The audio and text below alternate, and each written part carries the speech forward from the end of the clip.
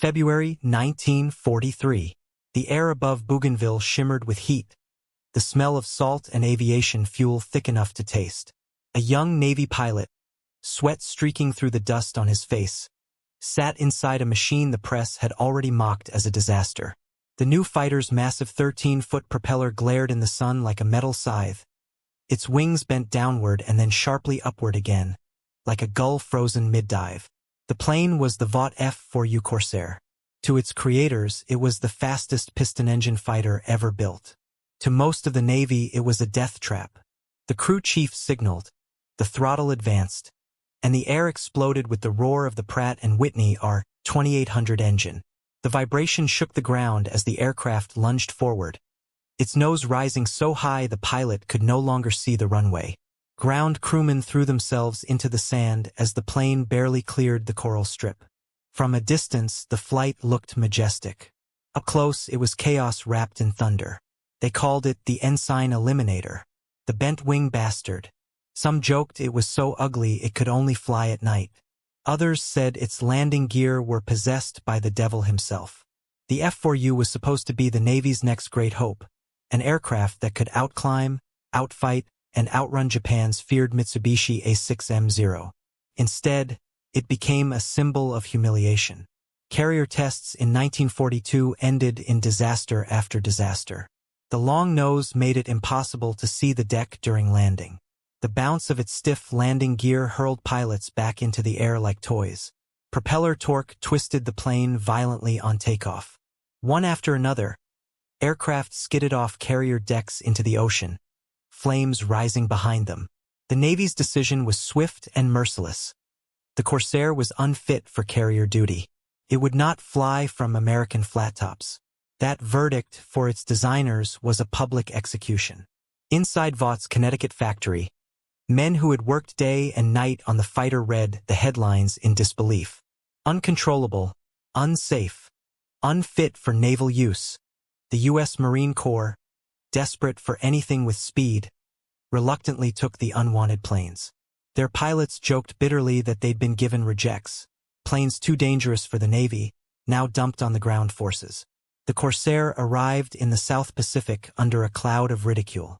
At dusty airstrips across Guadalcanal, Bougainville, and New Georgia, mechanics cursed its design. The oil leaks, the buckled panels, the endless tinkering required just to keep one in the air. In the tropical heat, the blue paint faded to chalk. But despite the mockery, a few Marines began to sense something others didn't. Beneath the flaws was raw, brutal power. The first time the R-2800 engine screamed to full throttle, men stopped talking. The plane could hit 400 miles an hour in level flight, nearly 100 faster than the Japanese Zero. In dives, it was unstoppable. Pilots learned quickly that once the Corsair leveled its nose and dove, it became a falling anvil with wings. Still, the crashes continued. Pilots died not from enemy fire but from the plane itself. Its violent stall during landing flipped many onto their backs. The wounded were pulled from wreckage that looked like crushed beetles scattered along the runway. "You don't land a Corsair," one Marine joked grimly. "You survive it." In Tokyo, Japanese intelligence officers chuckled at early reports. American design, they said, lacked spirit. The Zero was elegant, light, and deadly. The Corsair was overweight and ugly, a machine built by men who thought horsepower could replace heart. They clipped photos from American magazines and laughed at the absurdly bent wings. "A toy," one officer said. "A child's idea of power." It was an insult that would echo across the Pacific, one that U.S. pilots would soon remember with quiet fury. By late 1943, at Henderson Field on Guadalcanal, the heat lay over the base like a wet blanket. The Marines there called their new Corsairs blue pigs. The airstrip was lined with them, hulking, misshapen silhouettes against the sunset. The Japanese had grown bold again, sending Zeros from Rabaul on near-daily raids. The Marines' older fighters, the F4F Wildcats, couldn't keep up. Then, one morning, a new squadron arrived led by a man whose reputation bordered on legend, Major Gregory "Pappy" Boyington, a former flying tiger, heavy-drinking, stubborn, unpredictable but fearless. He walked the line of Corsairs and smirked. Ugly or not, he said, these bastards will kill. The men who heard him didn't believe it yet. They'd seen too many wrecks, too many funerals. But there was something in Boyington's tone, a mix of defiance and curiosity, that hinted at change. He told his pilots to stop fighting the Corsair and start learning from it. Its power, he said, was meant to be ridden like a wild horse, not tamed like a mule. He ordered test flights, forced every pilot to master low-speed control, and had the mechanics tweak landing flaps inch by inch. Slowly, the bent-wing bastard began to reveal a different personality. Still dangerous, but magnificent when understood. Meanwhile, across the ocean, newspapers continued to print jokes about the Corsair. Editorials called it a technical failure in search of redemption. The irony burned. In quiet moments, young pilots sat on oil drums staring at their machines, wondering if they'd be remembered as pioneers or as fools. Some scratched words on the fuselage. This one won't kill me. Each night, the sky glowed red over the jungle as American and Japanese patrols clashed below. Every pilot knew that tomorrow's flight could end in the sea. The only comfort was the rumbling beast waiting in the hangar. The first mission came at dawn. 6 Corsairs climbed into the pink morning haze, the rising sun turning their gull wings into blades of gold. As they reached 15,000 feet, radar confirmed incoming bogies, Japanese Zeros nearly 20 strong. The Corsairs tightened formation. Over the radio came a calm voice. Remember, gentlemen, don't turn with them, dive. Moments later, the sky erupted. Machine guns tore white ribbons through the clouds. The Corsairs' raw speed stunned the enemy. One Marine pilot saw a Zero try to follow his dive, then watched it spiral apart under the crushing G-forces. The air smelled of gunpowder and burning oil. When they landed, 3 Corsairs were damaged, but 9 Japanese planes never returned. It was only one fight, one small victory, but word spread like wildfire. Maybe the ugly plane wasn't cursed after all. Still, for every success there was loss. A single mistake during landing could erase a hero in seconds. Yet, something was changing in the men's eyes. The mockery was fading. The laughter back home would soon turn to awe. In those early months, amid wreckage and ridicule, the foundation of legend was being laid quietly, almost unknowingly, by pilots who refused to quit. They were outnumbered, outgunned, and often forgotten, but they had a machine that, when pushed to its limits, could do things no one believed possible. As the last Corsair touched down that evening, the sun bled into the sea, and the engines ticked as they cooled. A mechanic looked at the strange bird and whispered, "Maybe she ain't so bad after all." Beyond the palms, thunder rolled, the sound of another storm on its way. The kind of storm that would soon roar from a Corsair's engine, high above the Pacific, where mockery would turn to terror and disbelief to silence. They mocked it as the plane that killed its own pilots, until one day the hunter became the hunted. This was the sound that froze Japanese cockpits mid-air. The morning air over Guadalcanal was heavy with salt and tension, a mixture of burned aviation fuel and jungle mist drifting across the marine airstrip. The Corsairs sat lined up like beasts in chains, their dark blue paint reflecting the pale sun. Each one bore the scars of its temper. Patched bullet holes, scraped wing edges, oil leaking from the cowling seams. For weeks, the men of VMF 214 had been fighting 2 enemies, the Japanese in the sky and their own machines on the ground. The F4U was fast, no one denied that, but its landing gear collapsed like paper and its temper could turn fatal in a heartbeat. Still, the Marines had no choice. The Navy had their Hellcats. The island squadrons were left with the rejects. Major Gregory "Pappy" Boyington was determined to change that. Boyington wasn't a man who believed in luck. He believed in grit, instinct, and a certain kind of defiance that could bend fate to will. The Marines under him, young men barely out of school, called him Pappy not just for his age but for the raw authority in his voice. He'd been dismissed before, ridiculed, even accused of being reckless. Now he had a misfit squadron and a fleet of misfit planes. It was a perfect match. He walked the dusty line of Corsairs one evening, his boots sinking into the coral sand. "They say she's cursed," he told his pilots. Then we'll be the devils who fly her. The first week was pure chaos. Landing accidents filled the horizon with smoke. One pilot, Lieutenant Olander, tried to bring his Corsair down on the short strip. The plane hit too hard, bounced 50 feet back into the air, and slammed nose first into the ground. The canopy cracked like glass. When they pulled him out, he was shaken but alive. That night, sitting around the mess tent, Boyington slammed his fist on the table. "We'll fix it," he said. "Not in the factory. Here." Mechanics began stripping the gear struts, adjusting dampers, bending hydraulic lines by hand. They cut seat cushions to raise pilot visibility by 2 inches. They filed the cowling edges to reduce glare. The work was relentless, sweaty, improvised, but it was progress. One afternoon, the sound of an engine testing run echoed across the field. The Corsair's propeller carved through the humid air, scattering dust in a shimmering halo. Boyington watched it like a hawk, noting every vibration, every flicker of smoke. "She's got more to give," he murmured. The R-2800 engine was unlike anything else in the Pacific. It roared with 2,000 horsepower, a mechanical hurricane trapped under a steel hood. But it demanded respect. Push it too far and it cooked itself. Handle it with finesse, and it turned into a weapon that could break the sound of fear itself. Slowly, the squadron began to find rhythm. Takeoffs that once ended in twisted wrecks now became smooth climbs. The men learned to come in high and wide, dropping their tail just before touchdown to kill speed. They used hand signals, adjusted the flaps mid-landing, and treated the Corsair like a wild animal that needed to be soothed before it could be ridden. The crashes lessened. Confidence crept in like dawn after a storm. Boyington started flying lead again, his Corsair painted with the distinctive white 86 on the fuselage. It was the birth of the Black Sheep Squadron.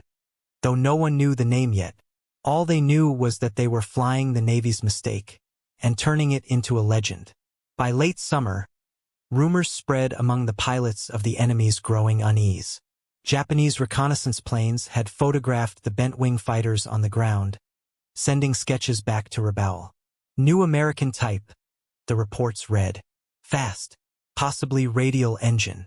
Dangerous in dive. Japanese pilots who survived encounters spoke of a blue plane that screamed as it dove, the air itself whistling through its intakes. They gave it a name whispered with respect and fear, Whistling Death. The Marines didn't invent that nickname.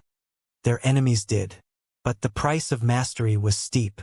Training flights were grueling, flown in tropical storms, through turbulence that could flip a plane on its back.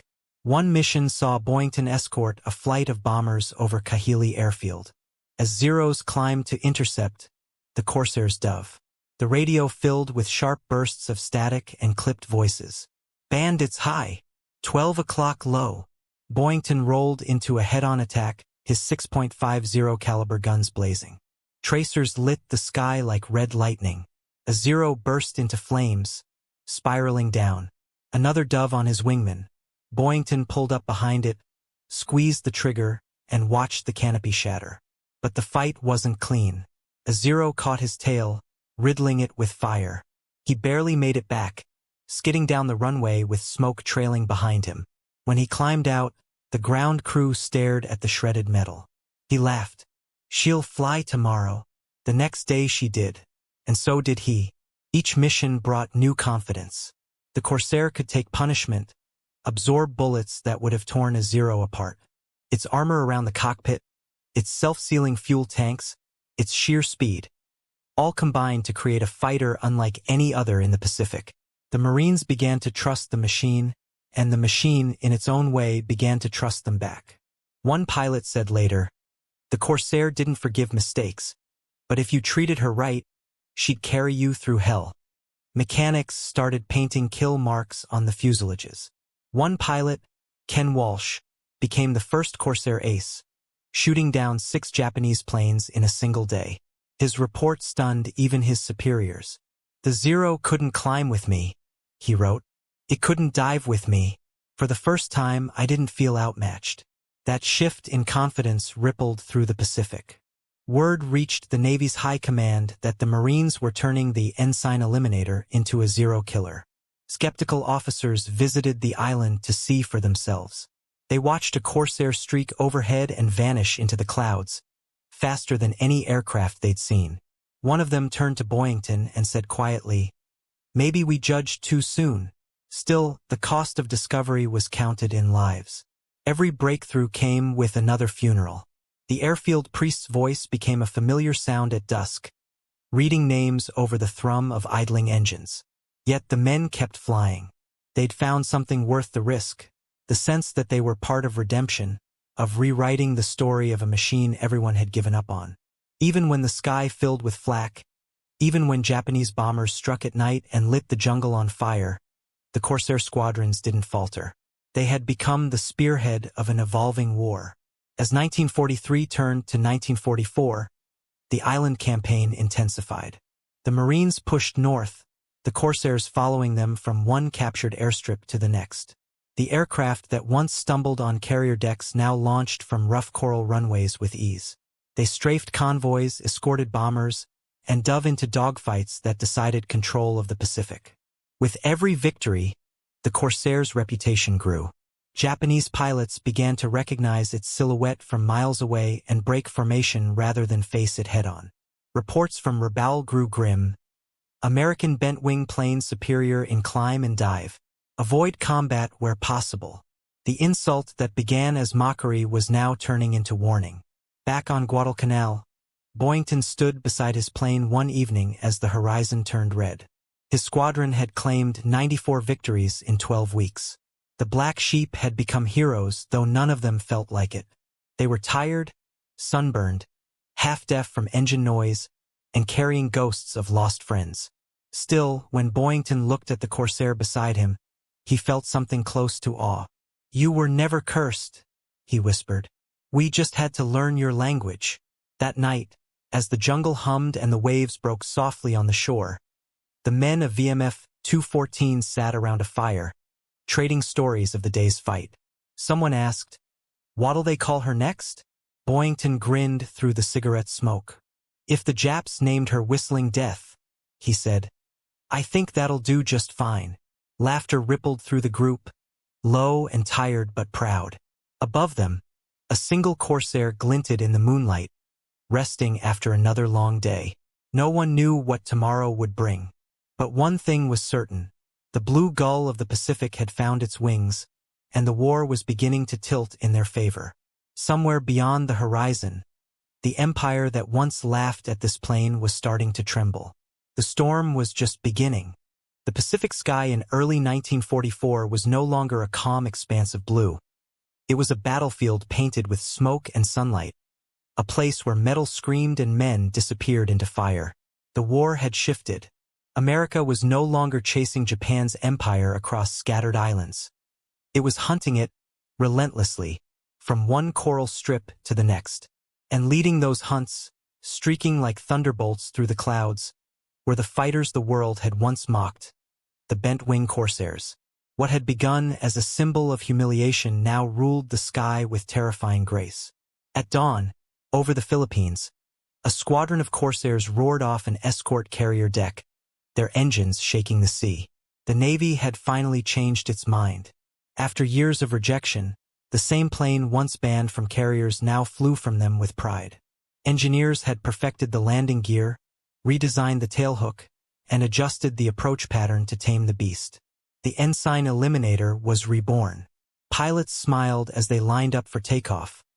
The same aircraft that once drowned its own men was now the sword of America's vengeance. Its roar rolled across the Pacific like a promise. The Japanese air fleets that once struck with impunity now found themselves facing an enemy faster, tougher, and deadlier than anything they had imagined. The Mitsubishi Zero, once the elegant predator of the Pacific, was suddenly outdated. Built for agility and lightness, it could not stand against the brute strength of the Corsair. The Zero could twist and turn, but one burst from the Corsair's 6 Browning .50 caliber machine guns shredded its paper-thin armor. The Corsair was not a dancer. It was a hammer that fell from the heavens. In one engagement near Truck Lagoon, Lieutenant Ira kept Fort Dove from 20,000 feet, his Corsair screaming like a banshee. Below him, A formation of Japanese bombers lumbered toward an American convoy. The sky flickered with sunlight on their silver wings. Kepford pressed the trigger, and the air erupted in fire. Tracers stitched across the bombers, tearing one apart midair. A Japanese fighter swung behind him, but the Corsair rolled inverted, dove vertically, and in seconds, the Zero was gone. Unable to follow without tearing its wings off, Kepford pulled out of the dive so hard his vision dimmed. When he landed, his crew counted 9 victory marks on the fuselage. He had done what once seemed impossible, outflown Japan's best in the very arena they had once owned. The numbers told the same story. In 1944 alone, the Corsairs' kill ratio soared above 11-1. In the Solomon Islands, over 2,100 Japanese aircraft were destroyed for fewer than 200 Corsair losses. It wasn't just skill. It was the machine itself. The R-2800 engine could take damage and keep running. Its 2,000 horsepower made it the fastest carrier-based fighter of the war, capable of over 446 miles per hour in level flight. It could climb higher, dive steeper, and absorb hits that would have torn other aircraft to ribbons. The Zero's 7.7 mm rounds bounced off its armor, plating like pebbles against steel. What was once considered ugly had become the face of power. The Japanese pilots began to whisper about it over radio channels intercepted by American intelligence. "Beware the bent wings," one said in fear. Another called it the demon bird that whistles before it kills. The Corsair's distinctive sound, caused by air rushing through its wing root air intakes, became a signal of doom. Marines on the ground learned to recognize it instantly. "When we heard that scream," one veteran later recalled, "we knew it was ours. It was the sound of payback." By mid-1944, Pappy Boyington and his Black Sheep Squadron had become legends. Boyington himself had shot down 26 enemy planes before being captured. Japanese propaganda boasted that they had finally killed the leader of the Blue Devils. In truth, he had survived a prisoner of war, but his squadron carried on his name like a banner. Everywhere the Corsair flew, it turned fear into dominance. The Pacific Campaign, once a brutal tug of war, had shifted decisively. In the skies above Okinawa, entire formations of Japanese kamikaze aircraft dove toward the American fleet. The Corsairs launched in swarms to intercept them. The air became a storm of tracers and smoke trails. Pilots shouted coordinates into crackling radios, diving headlong into enemy formations. "Corsairs, break right. 2 o'clock high." One Marine pilot named Dean Caswell described the moment he saw a kamikaze lining up on a destroyer below. "I dove straight through his formation, guns blazing. He exploded 50 yards from my nose." The Corsairs hunted the attackers like wolves guarding a pack. They could no longer be dismissed as ugly or cursed. They were the shield of the fleet. The Japanese pilots who returned alive were shaken. Many had trained for years under the doctrine of agility and maneuverability, principles that had given the Zero its early advantage. But against the Corsair, speed and firepower ruled. "We could not understand how such a large aircraft could move so fast," one captured Japanese aviator told interrogators. "It seemed to fall from the clouds and strike before we could breathe." American morale soared. Newsreels back home showed footage of Corsairs streaking over the ocean, sunlight flashing off their blue wings. Narrators called them angels of vengeance. Boys in small towns built model kits of the plane and hung them from their ceilings. Veterans from Guadalcanal smiled quietly. They remembered when no one wanted the Corsair at all. In late 1944, the tide reached its peak.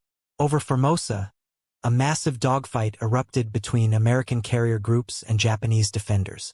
Dozens of Corsairs faced nearly twice as many Zeros. The battle unfolded like a ballet of death, silver flashes against the deep blue. The Corsairs didn't maneuver. They dominated through sheer aggression. One pilot rolled into a vertical climb, flipped, and came down guns blazing, tearing through the enemy formation like lightning. Another rammed a Zero to save a wingman under attack. When it was over, the Americans had lost 4 planes. The Japanese had lost 57. From that point, there was no doubt left. The bent-wing fighter was the undisputed ruler of the Pacific skies. Navy and Marine squadrons equipped entirely with Corsairs swept across island after island, escorting bombers, strafing airfields, sinking supply ships. Even the Army Air Forces borrowed the design, adapting it for ground attack missions. The Corsair became the embodiment of American engineering's strange magic, the ability to turn mockery into mastery. Its legend grew with each mission. Pilots described how sunlight refracted across its curved wings, making it look alive. The engine's hum became a familiar heartbeat to troops on the ground. Some swore they could tell the difference between the Corsair's sound and every other plane in the sky. To the Marines who saw it fly overhead during battles on Peleliu or Iwo Jima, it was more than a machine. It was hope made of metal and motion. Even as Japan's empire began to crumble, the Corsair never lost its edge. Late-war Japanese models, the Ki-84 and the Kawanishi N1K, were powerful, but by then it was too late. The skies belonged to the bent wings. In one of the final reports from a Japanese field commander in 1945, the words were simple and haunting. "Our fighters cannot contest the American blue planes. Their speed, their guns, their courage. It is hopeless." In the end, the Corsair's dominance wasn't just measured in numbers, though those numbers were staggering. More than 12,000 built, over 2,100 confirmed kills, an 11-to-1 kill ratio, the highest of any American fighter in the Pacific. But beyond the statistics was something deeper: redemption. The very flaws that once condemned it had forced the men who flew it to become better, sharper, more daring. Together, pilot and machine had evolved into something unstoppable. As the war neared its end, the once derided Corsair had become both weapon and legend.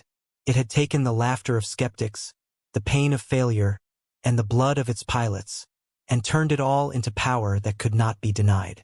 When its engines roared above the Pacific at sunset, Japanese soldiers in bunkers would look up and whisper, "The whistling death." What began as an insult had become prophecy. The machine that once killed its own pilots was now killing the empire that had mocked it. The tide had turned, and with it the course of history itself. When the guns finally fell silent in 1945, the Pacific breathed again. The roar of engines gave way to the hum of insects, the crash of surf against shattered coral, and the faint hiss of cooling metal on abandoned runways. Across those sunburnt airstrips stood hundreds of Corsairs, their blue paint blistered by salt and heat, their wings folded like tired birds after a storm. Mechanics who had once cursed their temper now brushed the dust off their fuselages with quiet reverence. The war was over, and the machine that had been born in mockery had ended it in triumph. The Americans had won the sky, and the bent-wing bastard had become its icon. For the pilots who had flown her, the silence after the chaos was strange. Many of them returned home with ringing ears, sun-scorched faces, and memories they couldn't easily put into words. The Corsair had been more than a weapon. It had been a companion, a temperamental, roaring beast that demanded courage and rewarded mastery. Some of the men couldn't let go. They stayed in the service, teaching new recruits how to fly the aircraft that had changed the war. Others watched from farm porches or small-town airports as the blue gulls they once commanded thundered overhead in victory parades. To them, the sound was both pride and ache. It was the voice of their youth echoing over a world that had barely survived itself. The Corsair didn't fade into history after the war, it refused to. When newer jets began to dominate the skies, the F4U still found its place in the next conflict. During the Korean War in the early 1950s, the same aircraft that had battled the Zero now flew low over the mountains of the Korean peninsula, providing ground support to soldiers in frozen trenches. The roar that once terrified Japanese pilots now echoed over the Yalu River, striking fear into Chinese and North Korean troops. Even in the age of jet engines, the Corsair's reliability, armor, and endurance kept it alive. It had evolved from a fighter into a guardian, proving that true design transcends time. For the Japanese, the memory of the Corsair lingered like a ghost. Pilots who had faced it in the war spoke about it with reluctant admiration. One veteran described it as a plane that defied rules. It should not have been that fast, that strong, that deadly. After Japan's surrender, when American occupation forces arrived, some of those same pilots found themselves standing on airfields beside their former enemies. They touched the Corsairs with quiet curiosity, tracing the smooth rivets and curved wings, shaking their heads at what human hands had wrought. There was no hatred left, only wonder. Machines had brought destruction, but they had also shown what human will could build when pushed to its edge. On the American side, the Corsair became legend. It appeared on posters, postage stamps, and in Hollywood films. Children built model kits and painted them navy blue, their imaginations filled with stories of dogfights above island jungles. The Navy and Marines displayed the plane at air shows, its gull wings glinting in the sunlight as it rolled, looped, and screamed across the sky one last time. Veterans who watched often fell silent, their eyes reflecting the glimmer of memory. Friends lost, missions survived, victories that came at a price too high to measure.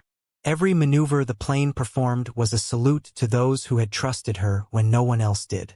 Decades later, the Corsair's story still carried a quiet irony.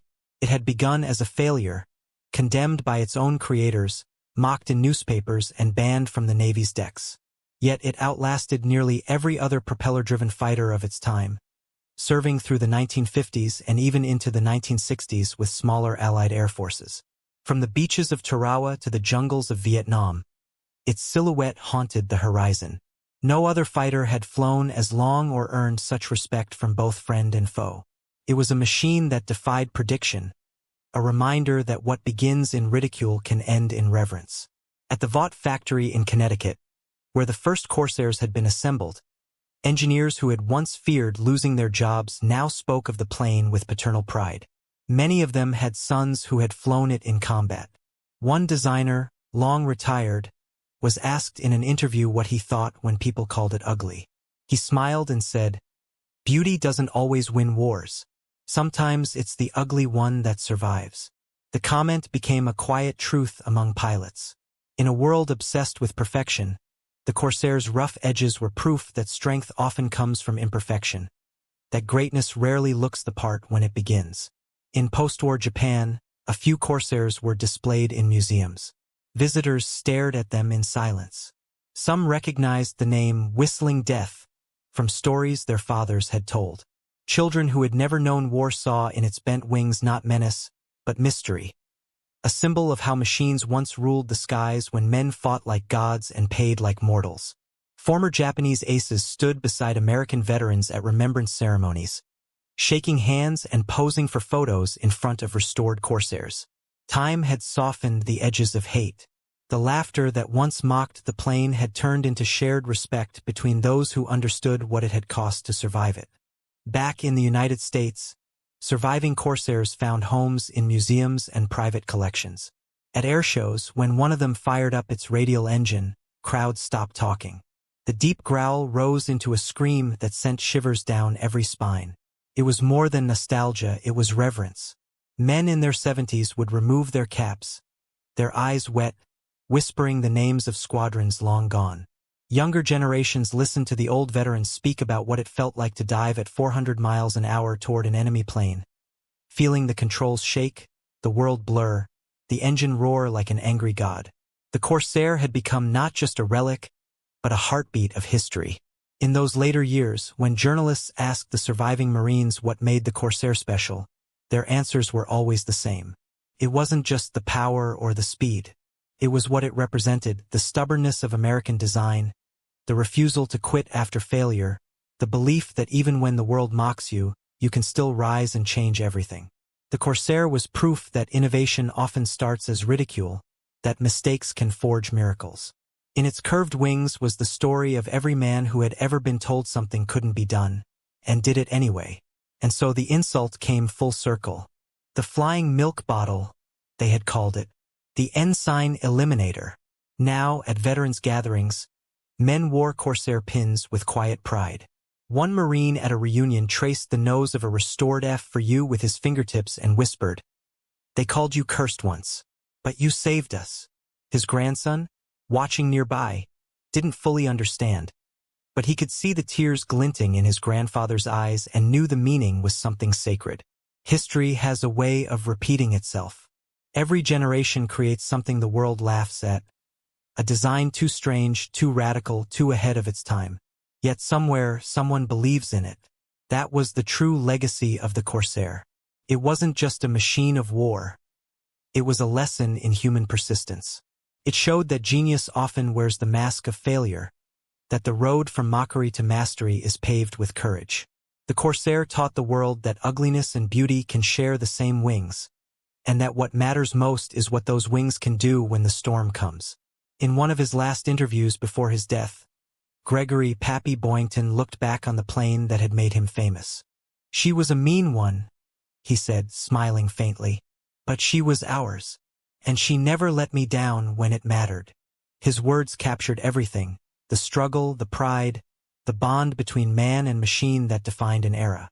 Today, when a restored Corsair takes off into a blue summer sky, its gull wings catching the sun, it carries with it more than history. Carries defiance. Carries memory. Carries the echo of every pilot who once fought the impossible and won. They called it ugly. They called it cursed. But history calls it something else. The plane that redeemed itself and, in doing so, became immortal. They called it the flying milk bottle. The narrator might whisper over footage of the plane vanishing into the clouds, but it fed victory to a starving world. And perhaps that is the moral left behind by steel and smoke, that humanity's greatest triumphs are often born from its greatest doubts. So tell me, when the next strange, impossible machine rises from mockery, will we laugh again?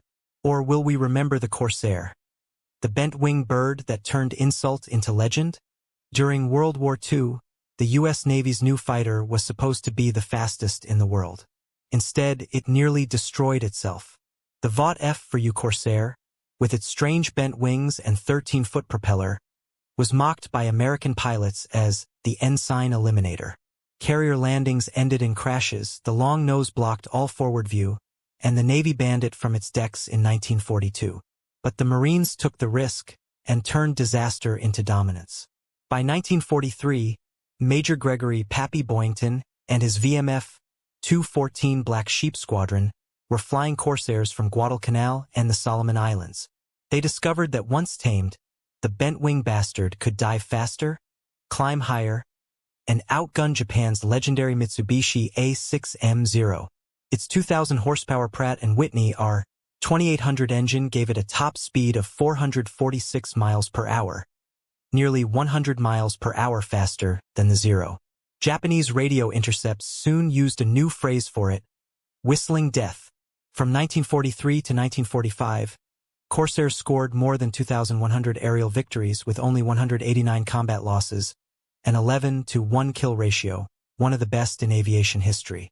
It became the first American carrier fighter to surpass 400 miles per hour and remained in production through 1953, serving in Korea and even later with Allied air forces. Veterans from both sides later recalled their awe. Captured Japanese pilots described it as a monster that should not move so fast. American pilots remembered the scream of the intake as the sound of survival. From rejection to redemption, the Corsair's story is one of raw innovation, courage, and faith in engineering under fire.